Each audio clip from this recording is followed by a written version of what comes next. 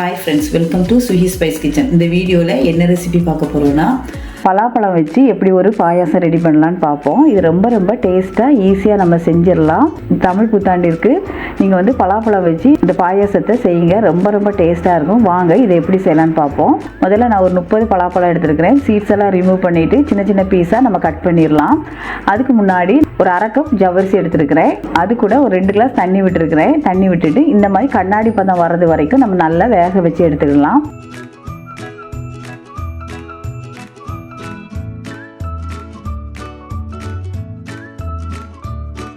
இந்த மாதிரி வெந்ததுக்கு அப்புறம் இந்த பலாப்பழத்தை நான் சின்ன பீஸாக கட் பண்ணி எடுத்துகிட்டு வந்திருக்கிறேன். அதை இது கூட போட்டு நம்ம மிக்ஸ் பண்ணிடலாம்.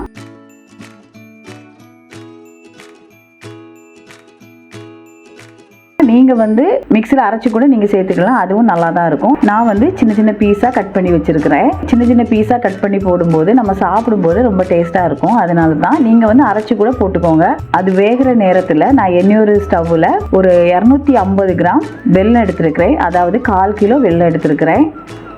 அது கூட 1 டம்ளர் தண்ணி விட்டுட்டு இந்த மாதிரி இந்த வெல்லம் கரையிற வரைக்கும் நம்ம வந்து வேக வச்சுக்கிடலாம். இதில் வந்து பாகுபதம் எதுவும் தேவையில்லை. வெல்லம் கரைஞ்சதும் நம்ம வந்து இன்னொரு பாத்திரத்துக்கு வடிகட்டி மாற்றி வச்சுக்கலாம்.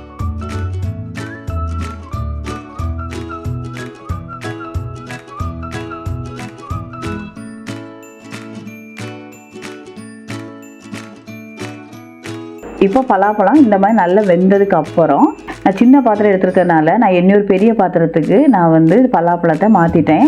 நீங்கள் முதல்ல பெரிய பாத்திரத்தை யூஸ் பண்ணிடுங்க. அப்போ தான் உங்களுக்கு வந்து எல்லாமே தேங்காய் பால் இந்த வெல்லம் எல்லாம் விடும்போது கரெக்டாக வரும். நான் அந்த வெல்லத்தை அது கூட விட்டுட்டு நல்லா மிக்ஸ் பண்ணி விட்டுடலாம். மிக்ஸ் பண்ணிவிட்டு ஒரு 10 நிமிஷம் நம்ம மூடி போட்டு வேக வச்சிடலாம்.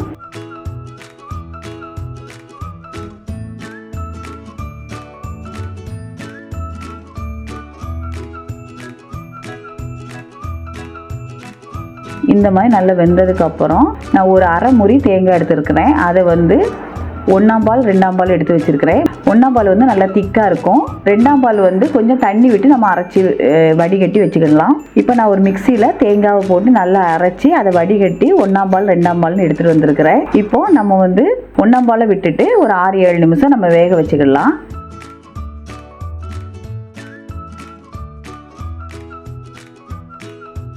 அது வெந்ததுக்கு அப்புறம் 2ஆம் பால் வந்து கொஞ்சம் தண்ணியாக இருக்கும். அதையும் விட்டுட்டு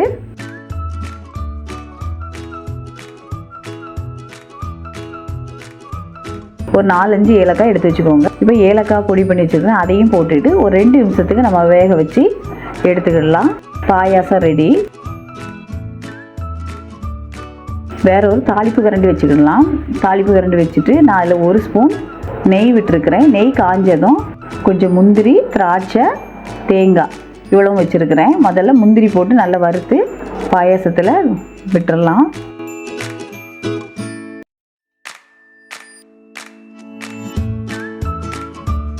அதுக்கப்புறம் கொஞ்சம் திராட்சை எடுத்து வச்சுருக்கிறேன். இதையும் வறுத்து நம்ம போட்டுடலாம்.